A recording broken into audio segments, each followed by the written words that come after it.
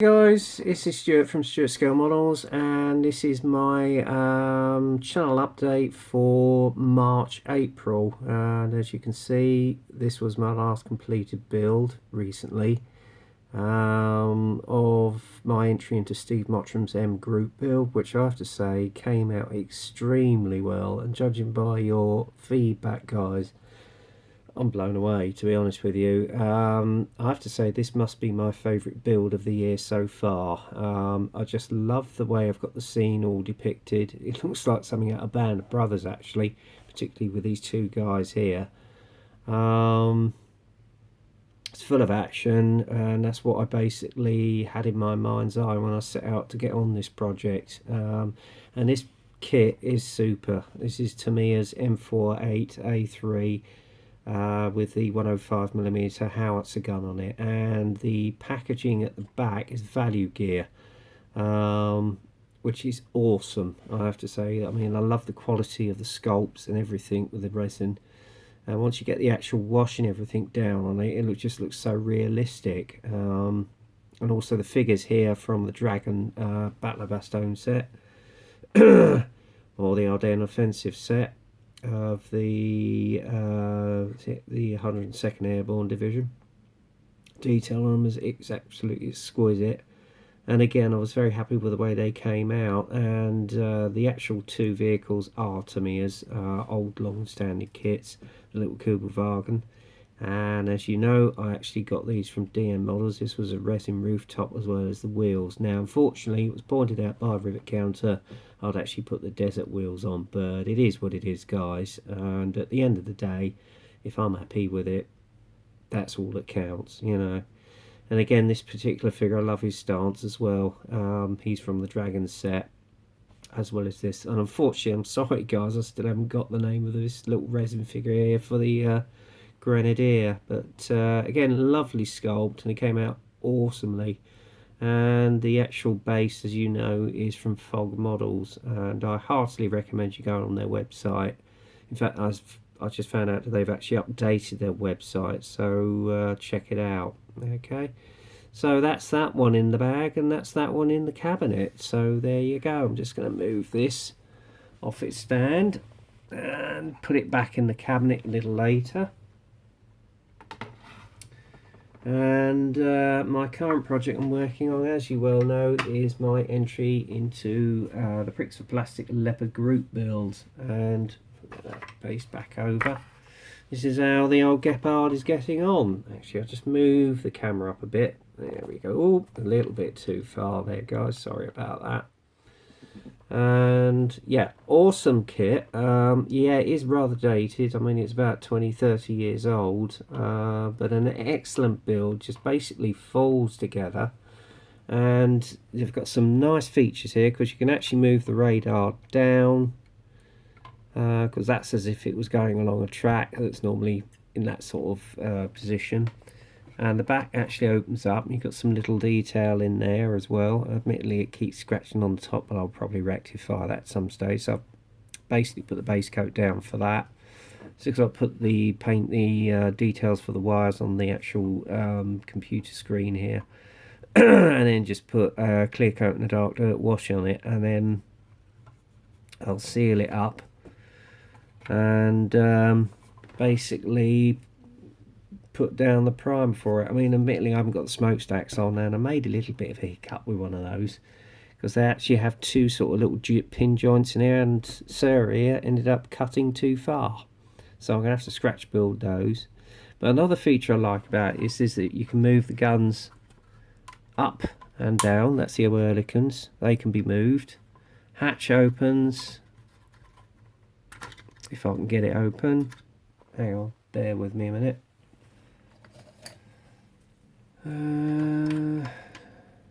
So you can move that up and down. Okay. Yeah, and I've also painted the interior of the turret white as well, and the actual radar itself also moves around, so you can actually move that around as well. So some brilliant, oops, just snapped a bit off.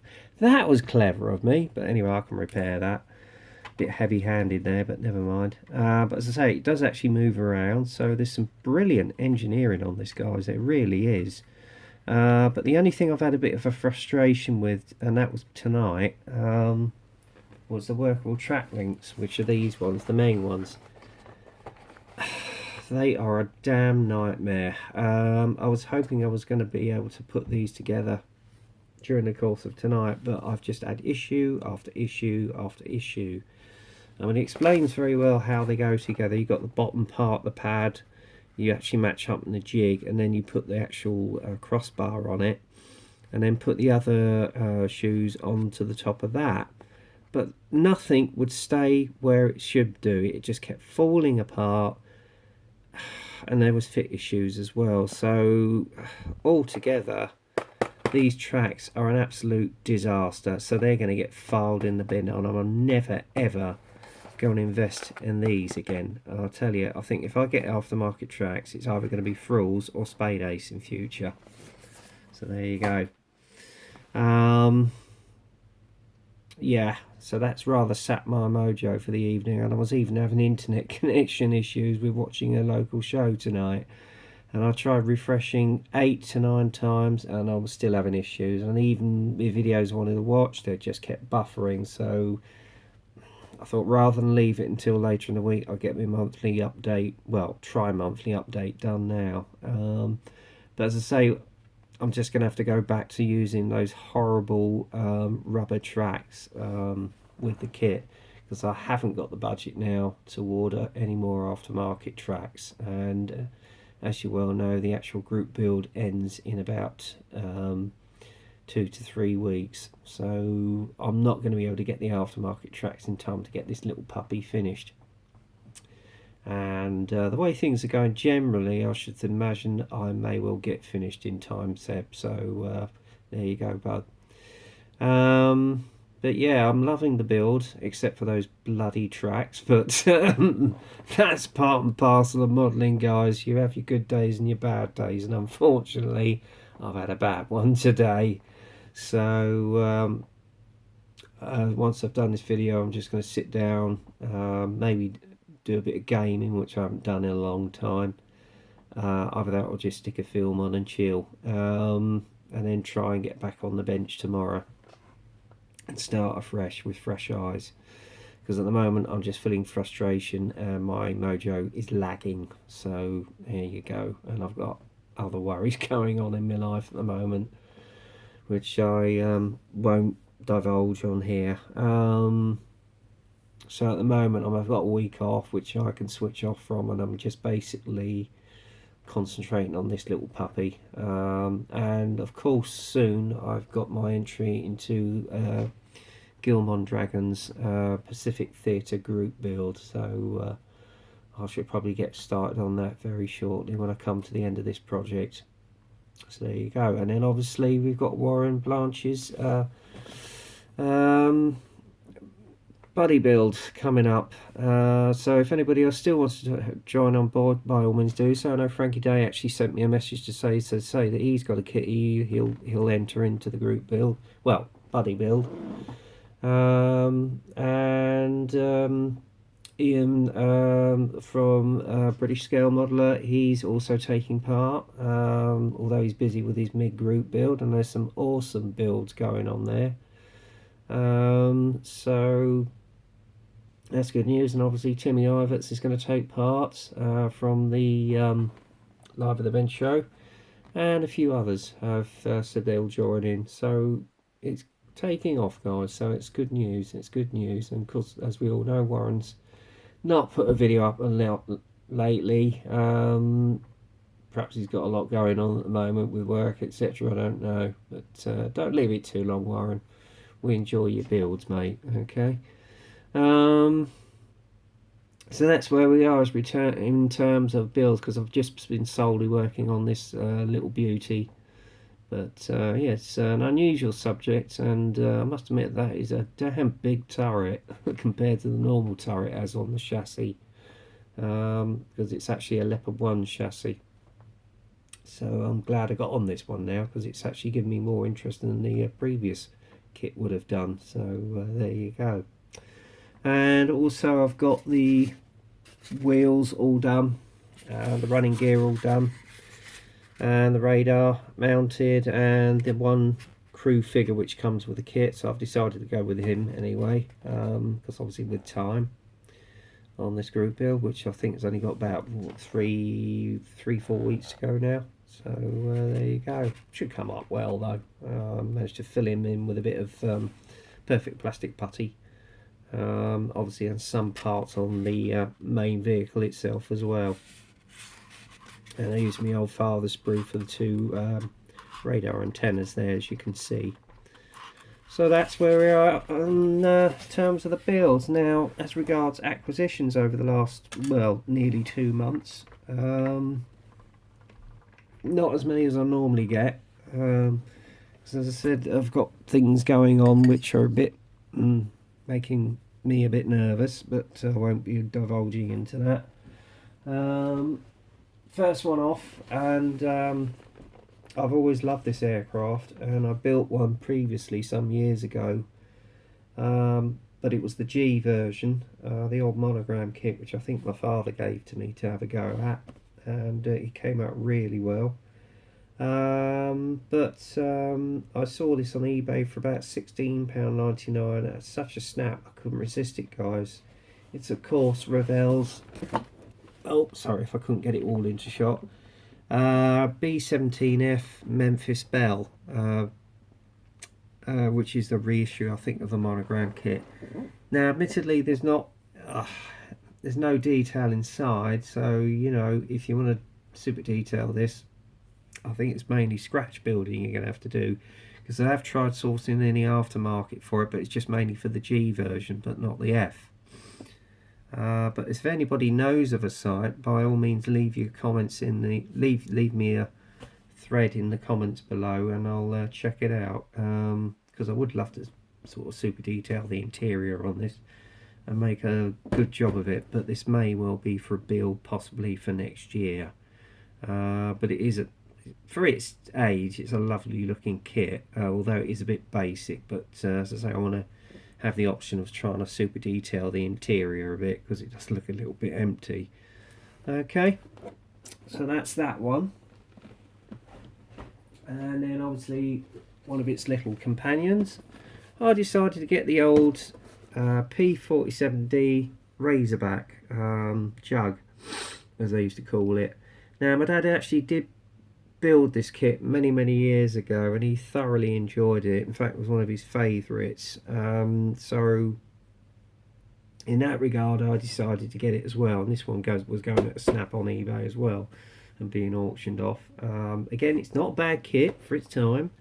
It's got some lovely detail on it, as is to me as normal standard. Yeah, decals are a bit thick, so I may well possibly source some aftermarket at a late stage. But I'm going to stick with the version possibly on the box, whereas my father actually built this one on the side here, this particular jug, and it did look blooming good actually, I have to say. So yeah, and I might source some aftermarket possibly for this nearer the time when I come round to as and when I build it. So there you go. Next one up, I actually got another version of the jug. Again, this one was going for £13.99 on eBay, and it is of course Hobby Boss's P47D bubble top version of the jug. And I remember Robert Amaroff, or as we know, the old he's one of he's classic modeler. He recently actually went down the road bicycle to the site of the old Boxted Aerodrome, where this gentleman, Francis Gabreski, was based. And yeah, I did toss up with him doing this version as a Silverbird, but I think I'm going to go with Gabreski's aircraft. So again, level of detail on it for such a cheap kit is very good, especially the detail on the actual engine nacelle as well. So that will look nice alongside the old Razorback, especially with this lovely colour scheme.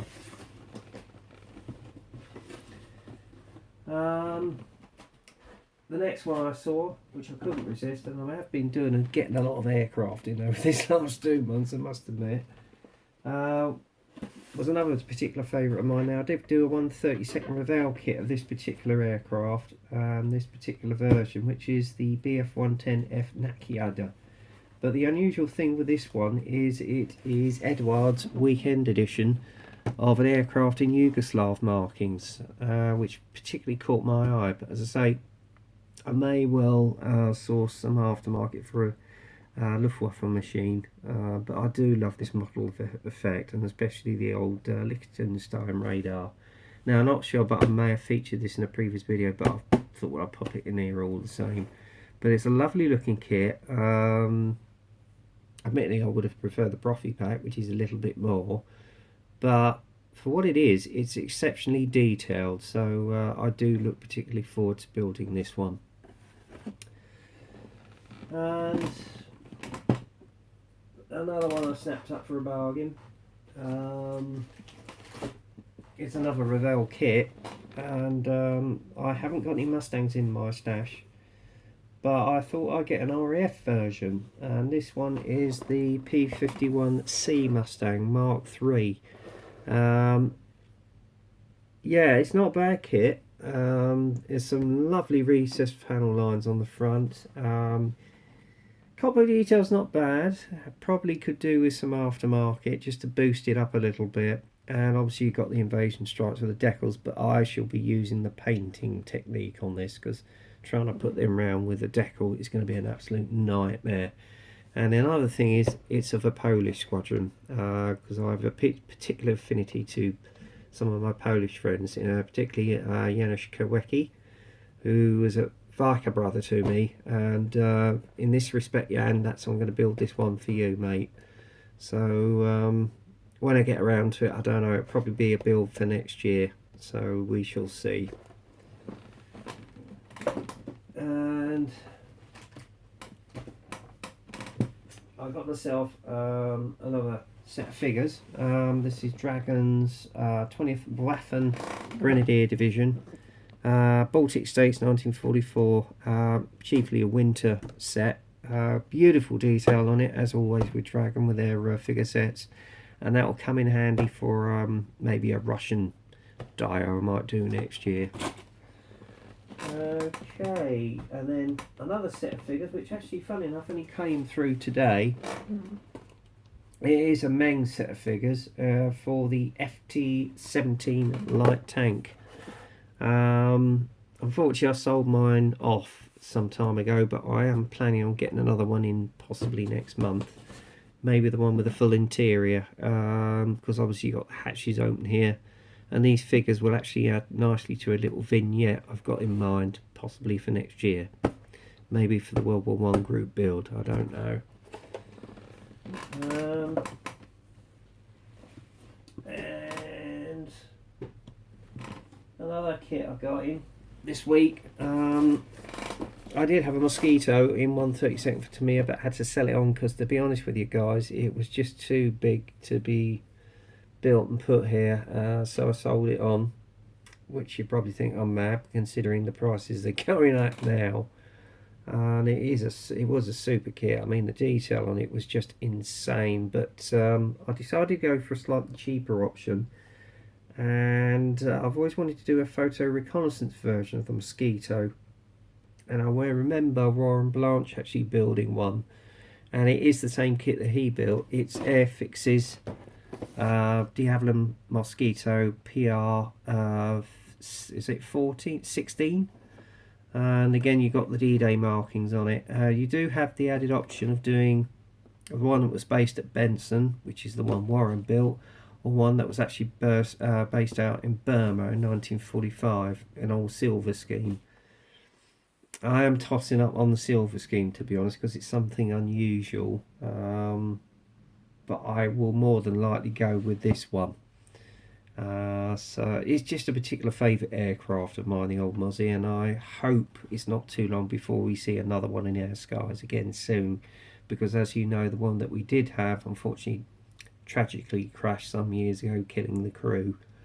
So I know they've got one flying in Canada, and there's another one just recently taken to the air, which is good news. But I would love it if we could get one in the air again, because I just love the note of those two Merlins as it flies through the sky. And to be honest, it was like a tornado of its time, to be honest. And as you well know, it was just made of balsa wood basically, and that's why it was so fast. A classic aircraft of a classic era, and one I'm glad I got on my stash. And I've actually got the aftermarket Edwards set for the cockpit in this as well, just to add it a bit more detail. And another one I treated myself to this week is a particular favourite air race of mine, who is by name of Douglas Bader. Now, if anybody doesn't know about his story, he actually tragically had a very bad accident in 1930 in a Bristol Bulldog in I think it was Woodley Aerodrome just outside of Reading, which is not all that far from here. It's now a museum, and unfortunately the airfield's been built over since then, although the original assembly shed is still there in the industrial park. Yeah, somebody dared him to do a barrel roll, and unfortunately he got too near the ground. The wing clipped the ground, and before you know it, the aircraft buckled, and the engine basically went onto his legs, crushing his legs. And he fought bravely for his life at the Royal Berkshire Hotel. And although he was invalided out of the Air Force at the outbreak of war, he came back in and became known for the big wing during the Battle of Britain, and was shot down in 1941 in his Spitfire. He's a personalised Spitfire, and served the rest of the war at various concentration camps, and finally was imprisoned at Colditz till the end of the war. But he did actually lead the VE Day I think it was a VE Day fly past over London at the end of the war, and worked for Shell for some number of years. And I do have a book on him, which is actually signed by him, which I treasure. So it was a book of my father's, and I shall forever treasure that as well. And I've read it, and it's an awesome book. I think it's called Flying Colours by Laddie Lucas. So it's out of print, but if you can get one in an old bookshop, by all means do so. It's a worthy read. And for that reason, I actually saw this kit on sale on eBay again, and I bought it, which is his Spitfire Mark 5A. It's an old kit, but it was one that was going to be used for raising funds for the Royal Air Force Benevolent Fund and help the heroes. So there you go. It's not a bad kit, not up to the specifications of the retooled one, but the surface detail on it and some of the interior isn't bad. So I shall. And I've also got a little 1/48 figure of Douglas Bader, which I actually snapped up at Telford. So that'll look good as a vignette to him. So there you go. And last but not least, you thought the mouse was big. This is big. It's the old Trumpy E100 super heavy tank, which would have been a further development of the King Tiger. Had it gone into production, but it was just a paper Panzer, because by the time of war, although they built the chassis of the initial prototype, they didn't actually finish completing it. Apparently it was taken back over here and tested, but it was eventually scrapped. You imagine if these things had got into production, you and I would not be sitting there having this conversation now, I can guarantee that. So there you go, but it's an immense kit, and the detail on it is absolutely superb. So there you go. That's basically my roundup for the last 2 months for my channel report. I hope you enjoyed it, and I'm sorry if I didn't get around to doing the ME262 Night Fighter inbox review. I will try and do it possibly sometime this week whilst I'm off, so I haven't forgotten you guys. Anyway, that's it for now, guys. So until the next time, get kit crazy, happy modelling, and I'll speak to you soon. And keep up those good builds out there, guys. Bye for now.